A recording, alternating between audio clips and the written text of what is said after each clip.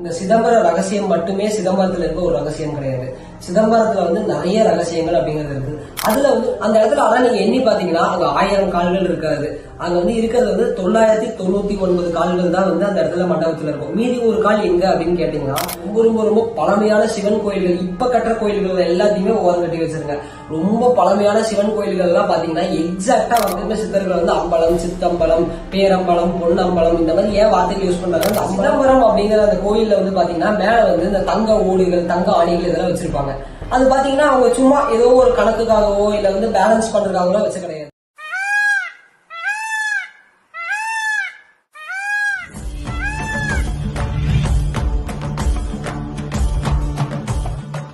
இன்னைக்கு மகாராணில நம்ம எதை பத்தி பார்க்க போறோம் அப்படின்னா சிதம்பரம் அப்படிங்கிற ஒரு விஷயம். சிதம்பரம் அப்படிங்கிற பேரை கேட்காத ஆட்களே இருக்க முடியாது. சிதம்பர கோவிலோட ரகசியங்களை பற்றி பேசாத ஆட்களும் இருக்க முடியாது. இந்த சிதம்பர ரகசியம் அப்படிங்கிறது என்னடா அப்படிங்கிறது எத்தனையோ பேருக்கு இன்னுமே அந்த குழப்பம் தீராம தான் நிறைய பேர் இருப்பாங்க. சோ இந்த சிதம்பர ரகசியம் மட்டுமே சிதம்பரத்துல இருக்க ஒரு ரகசியம் கிடையாது. சிதம்பரத்துல நிறைய ரகசியங்கள் அப்படிங்கிறது இருக்கு. அதுல ஒரு சில ரகசியங்களை இந்த பதிவுல நம்ம பார்க்கலாம்.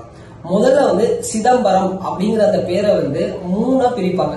சிதம் கூட்டல் அம் கூட்டல் பரம் அப்படின்னு. இந்த இடத்துல சிதம் என்றால் உடல், அம் என்றால் விளங்குதல், பரம் என்றால் இறைவன் அப்படிங்கிற ஒரு பொருள் இருக்குது.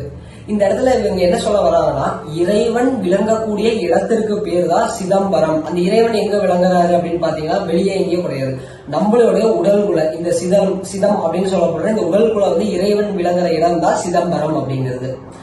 அதுக்கப்புறம் பாத்தீங்கன்னா சிதம்பரம் அப்படிங்கிற அந்த கோயில்ல பாத்தீங்கன்னா மேல இந்த தங்க ஓடுகள், தங்க ஆணிகள் இதெல்லாம் வச்சிருப்பாங்க. அது பாத்தீங்கன்னா அவங்க சும்மா ஏதோ ஒரு கணக்குக்காகவோ இல்ல பேலன்ஸ் பண்றதுக்காகவோ வச்சு கிடையாது. கரெக்டா 21,600 தங்க ஓடுகள் அப்படிங்கறது மேல வச்சிருப்பாங்க. இது எதை குறிக்க வருது அப்படின்னா, ஒரு மனிதன், ஒரு சராசரி மனிதன் தன்னோட வாழ்நாள்ல தினமும் விடக்கூடிய அந்த சுவாசத்தோட எண்ணிக்கை பாத்தீங்கன்னா 21,600 சுவாசங்களா இருக்கும். இதை குறிப்பிடுறதுக்காக தான் அவங்க 21,600 தங்க ஓடுகள் வச்சிருப்பாங்க. அதை எல்லாத்தையுமே அது கூட சேர்த்து என்ன வச்சிருப்பாங்கன்னா 72,000 தங்க ஆணிகள் அந்த இடத்துல பொறிக்கப்பட்டிருக்கும். எதுக்குடா 72,000 தங்க ஆணிகள் பொறிக்கப்பட்டிருக்குன்னு பாத்தீங்கன்னா, அது எல்லாமே நம்ம உடம்புல ஓடுற இந்த நாடிகள் அப்படிங்கிற ஒரு விஷயம் இருக்கு இல்லைங்களா, இந்த நாடி நரம்புகள்னு சொல்லுவாங்க இல்லையா, அது நம்ம மனுஷனோட உடம்புல பாத்தீங்கன்னா கரெக்டா எக்ஸாக்டா 1-2 கம்மி ஜாஸ்தியா இல்லைங்க, 72,600 நாடி நரம்புகள் நம்ம உடம்புல ஓடுது அப்படிங்கறத அந்த இடத்துல அவங்க கோயில வடிவமைச்சு காட்டியிருப்பாங்க.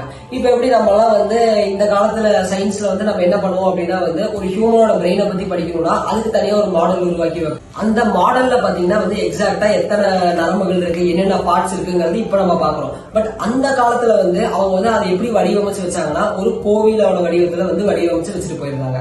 அடுத்தது பாத்தீங்கன்னா அந்த கோயில்ல என்ன இருக்குன்னா 1000 கால் மண்டபம் அப்படிங்கிற ஒரு விஷயம் சிதம்பரம் கோயில்ல ரொம்ப ரொம்ப ஒரு ஃபேமஸான விஷயம். அந்த இடத்துல ஆனா நீங்க எண்ணி பாத்தீங்கன்னா அங்க 1000 கால்கள் இருக்காது.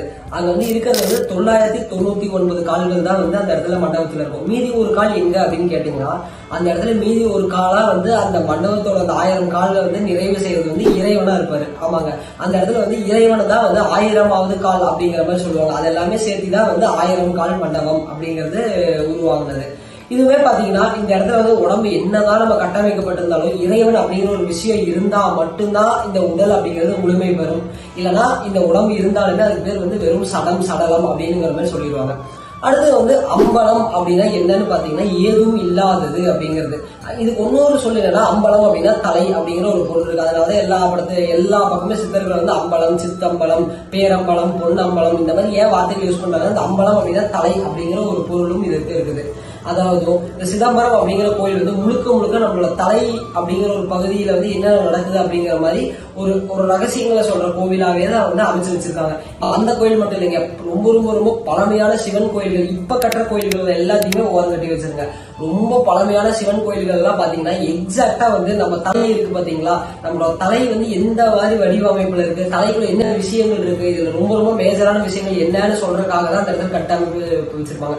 ஃபார் எக்ஸாம்பிள் இந்த இடத்துல பாத்தீங்கன்னா நம்ம பழமையான சிவன் கோயில்கள்ல இருக்கிற தட்சிணாமூர்த்தி ஆகட்டும், இல்ல லிங்கோத்பவர்னு சொல்றது, இல்ல பிரம்மான்னு சொல்றது, இல்ல காலபைரவர், இவங்க எல்லாருமே பாத்தீங்கன்னா நம்ம தலைக்குள்ள ஒவ்வொரு இடத்துல பர்டிகுலர் ஆர்கன்ஸாவும் ஒரு பர்டிகுலர் பார்ட்ஸாவும் இருக்காங்க அப்படிங்கறத அவங்க அந்த அந்த மூலையில இருக்கிற அந்த பகுதிகள் என்னென்ன வேலை செய்யுங்கிறது தான் ஒரு வடிவமா ரகசியமா கொடுத்துட்டு போயிருக்காங்க.